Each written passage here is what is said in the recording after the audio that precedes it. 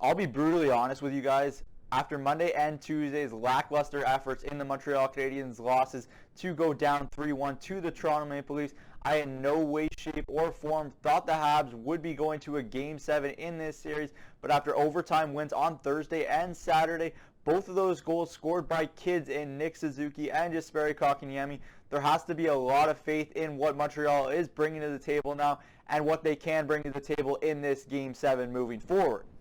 There's a lot to like about what the Montreal Canadiens have done over the last two games. We know what Carey Price has brought to the table in goal for this Canadiens team. If you look throughout the playoffs right now, there is no one in this league that is playing as well as Carey Price is. You can look across the ice at Jack Campbell and say he's playing very well for the Leafs. But when Carey Price is on, he is the most calm and composed goalie in the National Hockey League, and that really pays dividends for the forwards and defensemen in front of him, and we've seen that over the last two games for this Habs team. It shouldn't be a surprise after Carey Price came out to the media and said that he does have confidence in this team to be able to score goals, and in the two games following that, they did score some goals. So there really is a lot to like about what Montreal is doing right now, especially on the forecheck. This is a team that capitalizes off of rush chances, and they've gotten a ton of those over the last two games. You look at what they did on Saturday night, and they were the better team for the first 60 minutes. They got a few unlucky bounces to have the Leafs tie it once again, but they came through adversity even after the Leafs started overtime very well, and Jesperi Kotkaniemi scored the game winner. This is a team that just doesn't seem to give up. They have a lot of veterans in the locker room, and they combine that with the youth of the kids that are playing really well right now, specifically Kotkaniemi, Suzuki, and Caulfield, and then makes for a team that can really go on a playoff run if they can get by the Leafs in this game number 7.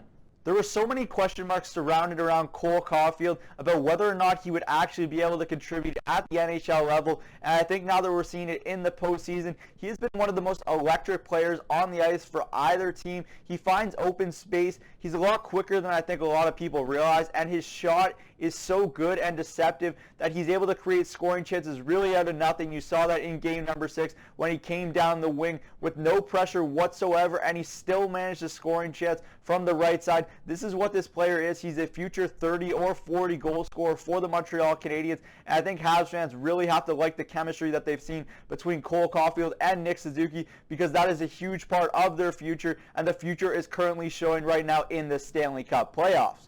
Now, there's one player on the Canadiens that I don't want to say he's changed the complexion of this series, but he's done so many good things that have really created positive momentum shifts for this Habs team right now, and that's Paul Byron, who was a really big factor in creating the turnover on the Jesperi Kotkaniemi overtime winning goal.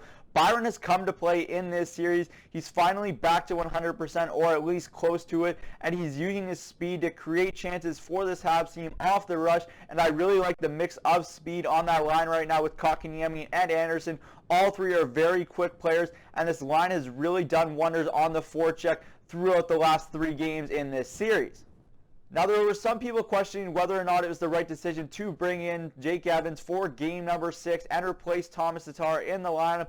Tatar has been okay in this series. He's brought in possession to the table for this Habs team on that top line with Phillip Danault and Brendan Gallagher. That's relatively been a shutdown line of the Matthews line throughout this series, and they've done a really good job limiting Matthews and Marner to just 1 goal in this series. But Thomas Tatar just isn't providing the scoring opportunities they need from him. He's playing a lot on the peripheral right now, and that's just not good enough at this time of year. He hasn't been able to perform throughout the playoffs in his tenure in Montreal or in Vegas, and it just is a red flag in terms of whether or not they should really look at re-signing him here moving forward.